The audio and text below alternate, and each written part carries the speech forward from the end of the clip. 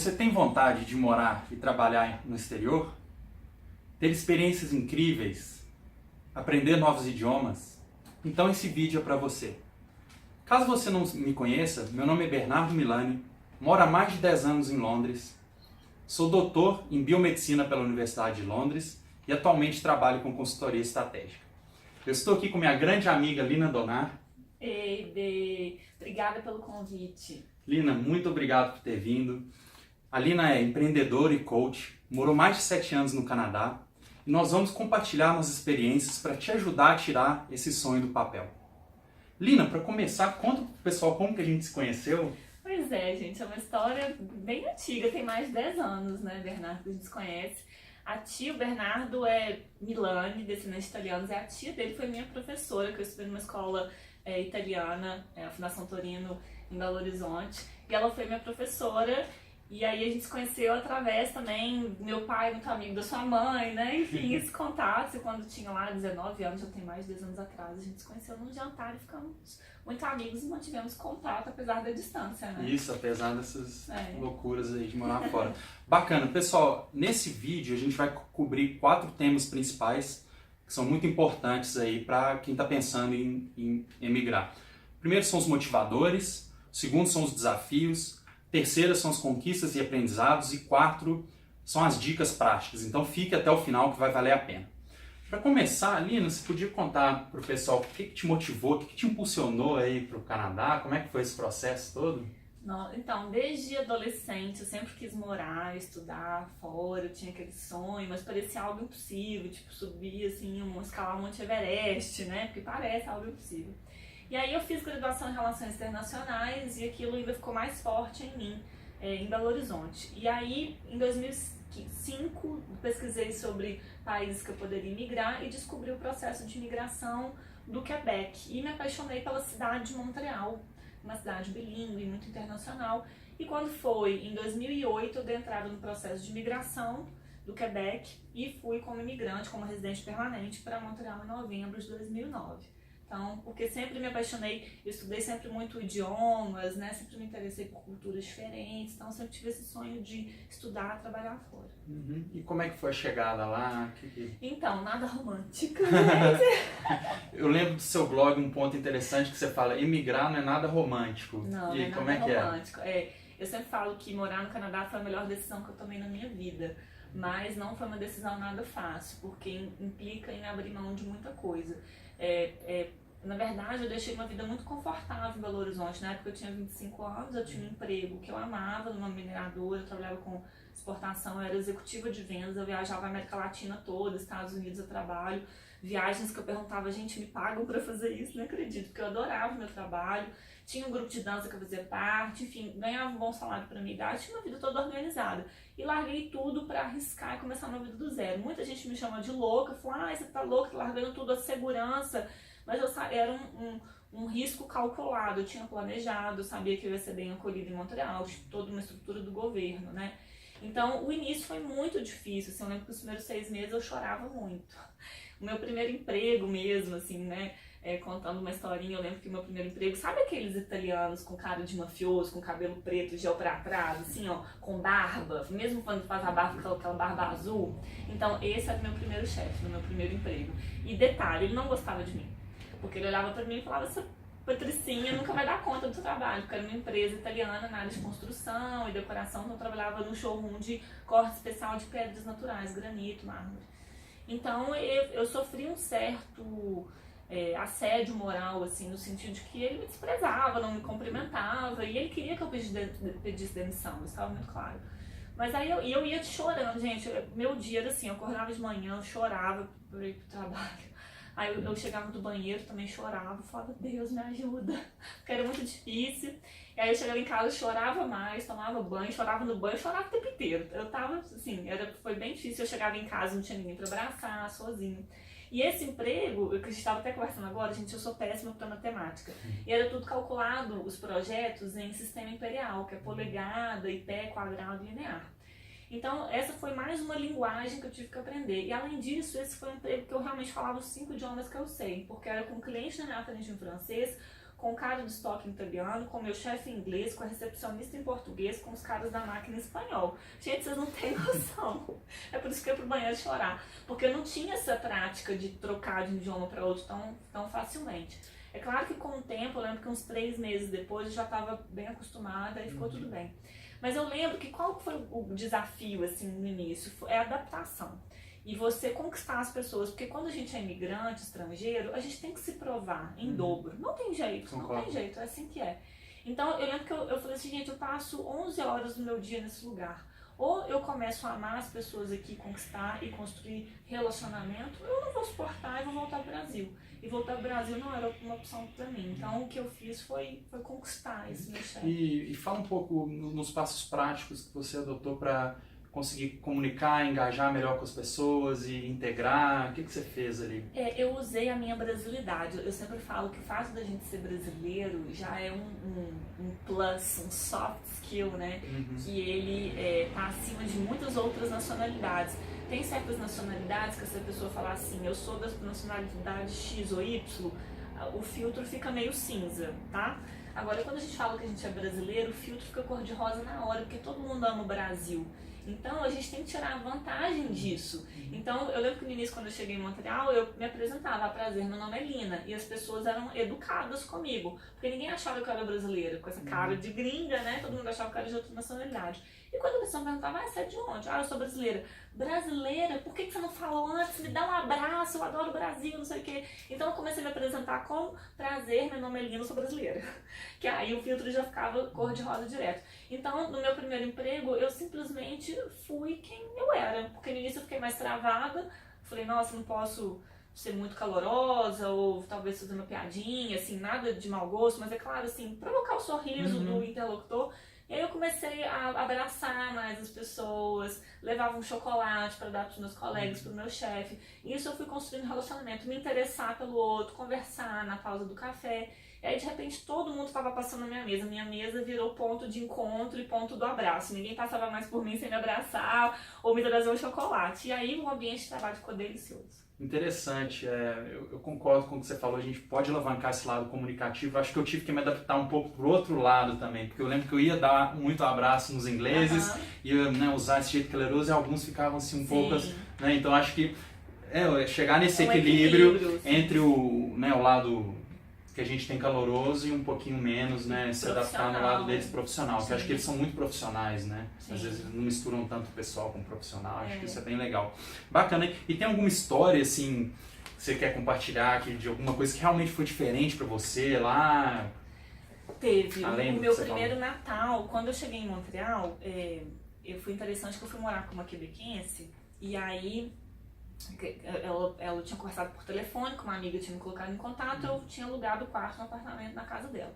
E quando eu cheguei, que foi logo na primeira semana que eu me mudei, aí ela falou assim, olha, meu namorado vai ter que morar aqui os próximos 4 meses, porque o apartamento dele tá com bed bugs, que são aquelas pulgas, então tá com problema, ele vai ter que ficar aqui.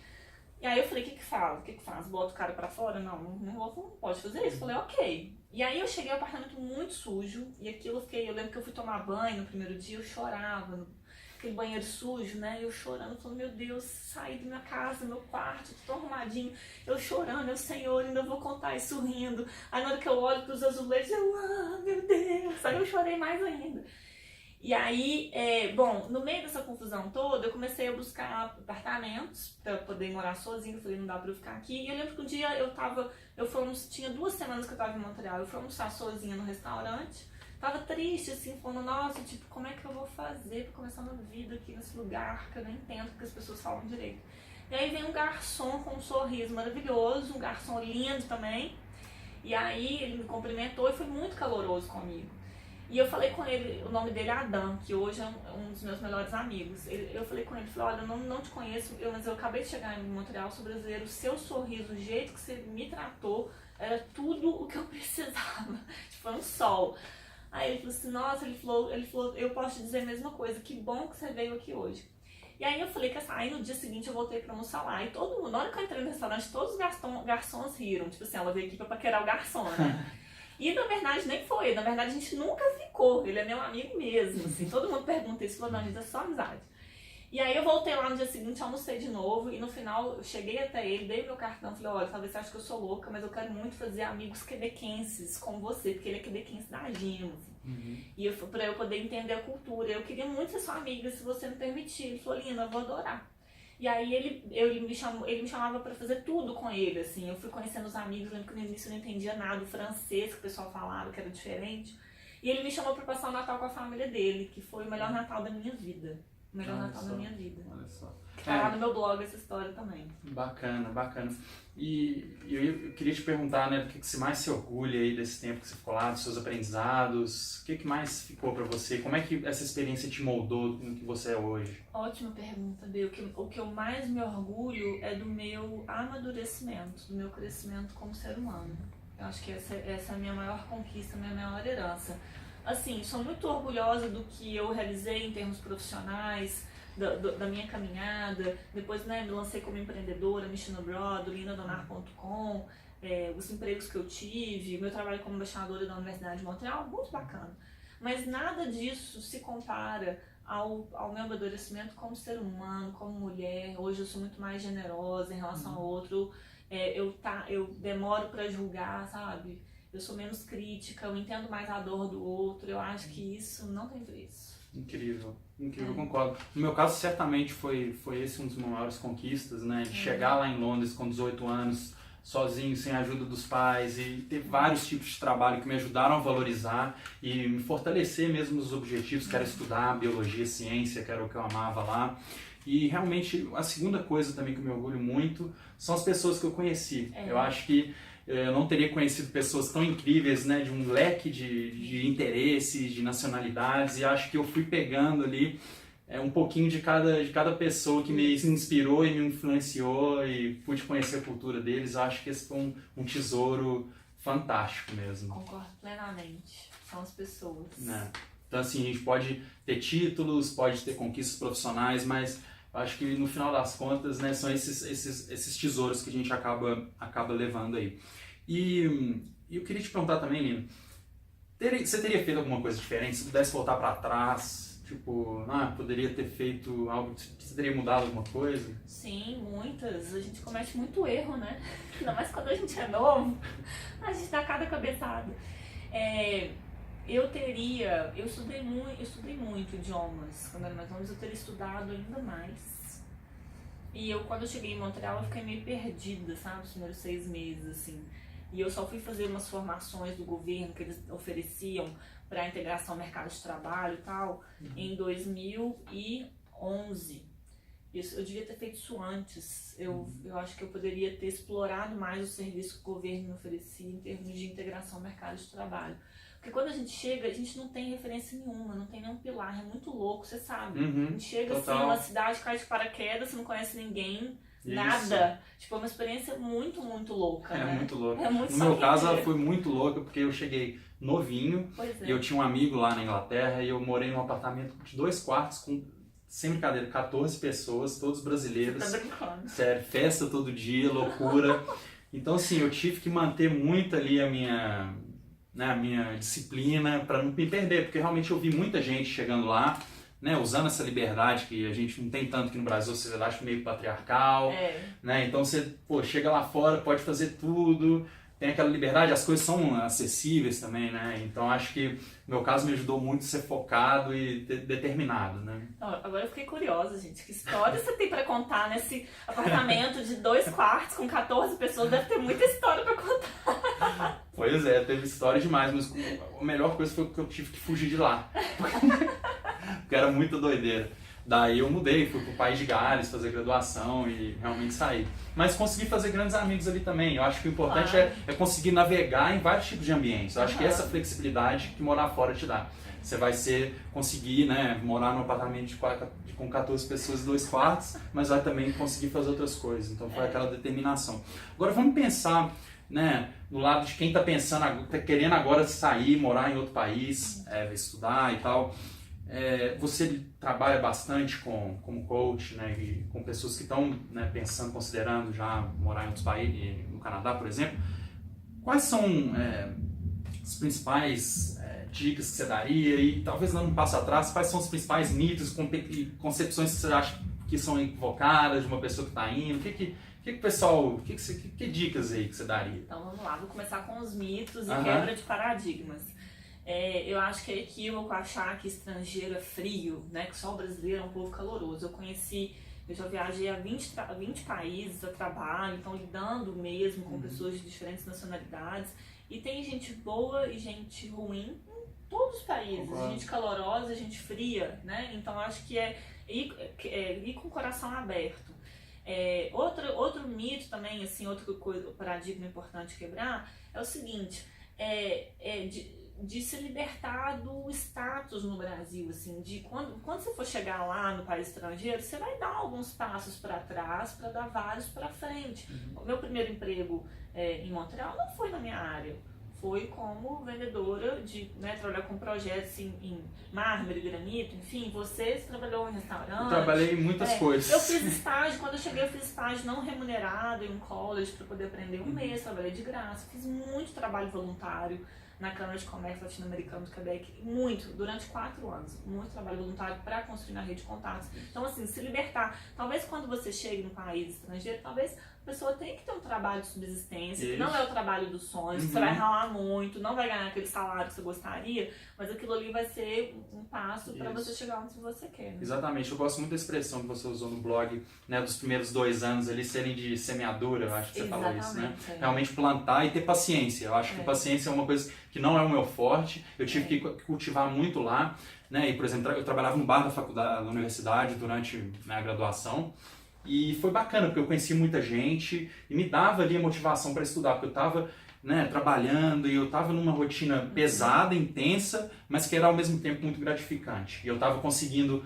eu não tinha ninguém para me mandar dinheiro, eu mesmo conquistava as coisas, isso me dava uma satisfação, uma gratificação enorme. Exatamente. De conseguir conquistar com os próprios passos. No início eu tive até que mandar uma foto com o esfregão lá no hospital que eu trabalhava, o pessoal não acreditava, Bernardo e tal, mas foi uma experiência incrível, conheci pessoas incríveis, aprendi a desenvolver humildade e alguns valores que me ajudaram a fortalecer para eu conquistar, virar doutor e tudo mais. Né? Eu acho que a humildade ela é uma força, né? E a gente ter o coração grato pelas coisas simples. Isso. Que foi, por exemplo, o momento mais difícil, eu já vou voltar lá para as dicas, tá, gente? Mas o momento mais difícil que eu tive na minha vida até hoje foi em 2011, quando eu tive depressão e síndrome do pânico, que aconteceu porque meu coração ficou ingrato, porque o meu sonho canadense não estava acontecendo.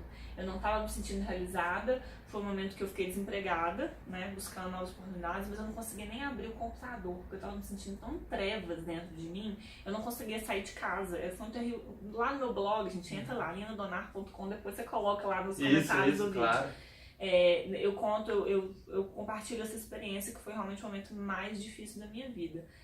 Então, coração grato, uma humildade. E olha que bacana, você trabalhou lá no restaurante, aquilo ali te formou competências em você para hoje você ser um doutor em biomedicina, trabalhando em multinacional, esquerétimo, entendeu? Lidar com gente, né? Então, isso é super importante. As dicas, né? Boa. Planejamento, isso é muito importante. Eu atendo, né, no meu trabalho como consultora, atendo muita gente que vem assim com 1000 sonhos, mas falta informação, falta ser mais concreto, mais pé no chão. Você fala que a nossa cabeça tem que estar no céu, mas o pé tem que estar no chão.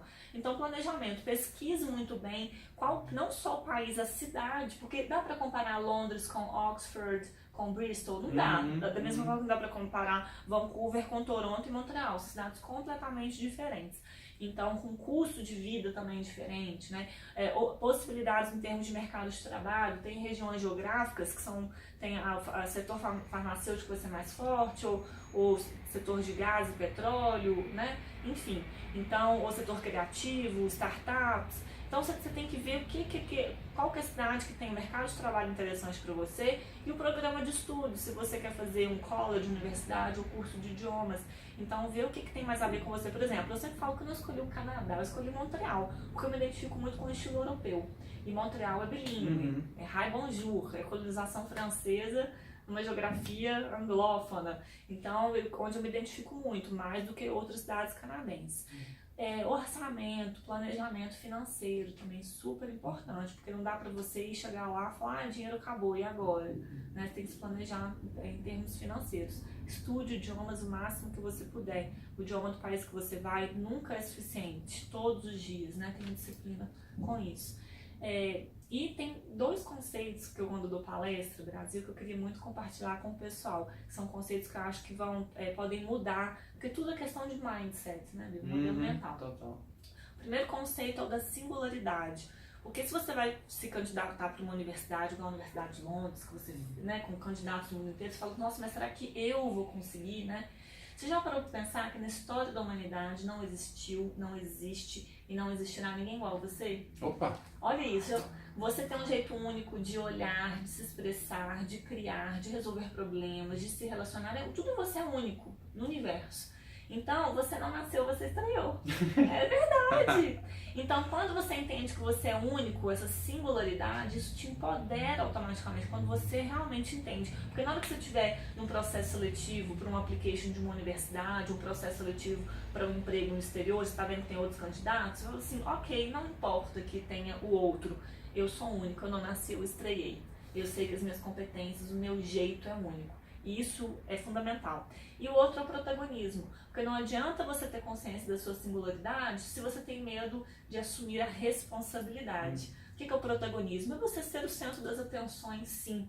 É você liderar uma situação, né? É você não ter medo de se arriscar e falar assim, não, eu vou resolver esse problema, deixa comigo. Porque quando a pessoa assume o protagonismo, a responsabilidade, ela se expõe. A gente tem medo de se expor, né? Mas então isso é muito importante, porque se você não assume o protagonismo da sua própria vida, você nunca vai atingir a sua realização profissional. Concordo. E lá fora, você tem que estar forte e tem que estar com bastante determinação. Eu gostaria de deixar uma provocação e queria saber o que você acha. Será que emigrar é a única solução? Ou seja, boa. Talvez algumas pessoas estão pensando, tô com problemas no Brasil, tô com problemas financeiros, de família, vou chegar lá fora, vai dar tudo certo. Será? Não, não mesmo. Tem muita gente que me faz a consultoria comigo e eu sempre escuto primeiro, depois eu falo. E aí eu vejo que a motivação da pessoa é toda negativa. Eu quero sair porque estou com problema na família, porque o meu emprego é muito ruim, meu salário é ruim, a minha cidade é ruim, não tem segurança, o Brasil isso, o Brasil aquilo. Isso é um equívoco. Se a motivação for apenas negativa, o projeto não dá certo. A motivação tem que ser positiva. Ou seja, porque se você quer apenas sair do Brasil, então por que é Canadá? Por que é Inglaterra? Você pode ir para o Japão, pode ir para a África, pode ir para qualquer lugar. Né? Dito isso, eu concordo com o que você falou, só que, por exemplo, no meu caso, eu tinha uma motivação, parte da minha motivação era o que você falou, negativa. Ou seja, era problema, situação conturbada de família.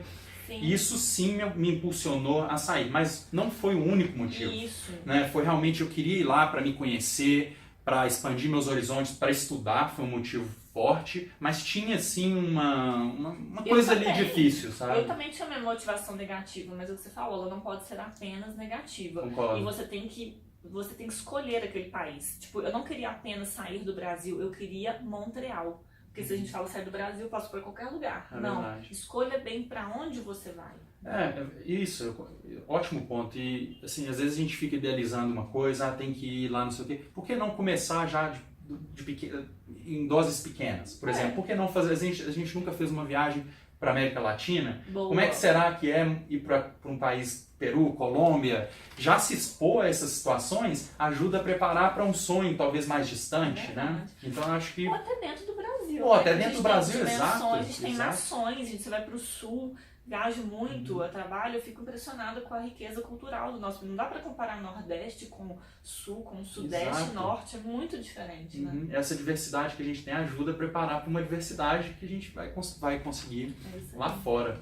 Bacana, Lina, adorei esse nosso bate-papo. Espero que vocês tenham gostado. Foi o meu primeiro vídeo no YouTube, muitos virão aí com qualidade e espero que vocês também comentem aí alguma pergunta que vocês tiverem, a gente vai ter o maior prazer de responder. Ótimo. Beleza? Posso só compartilhar meu site, claro. Gente? Quem quiser, entra lá no Lina Donard, DONNARD, linadonar.com, que é o meu site, onde eu explico melhor o meu trabalho, o serviço que eu ofereço para quem quer estudar e trabalhar, não só no Canadá, no exterior, e também tem o meu blog lá, onde eu compartilho não só as minhas histórias, mas os meus perrengues lá fora. Aí. Obrigada, Beto, eu te dar um beijo. Adorei, valeu, sucesso, Nina. E sorte no seu projeto. Vamos lá, valeu, tchau.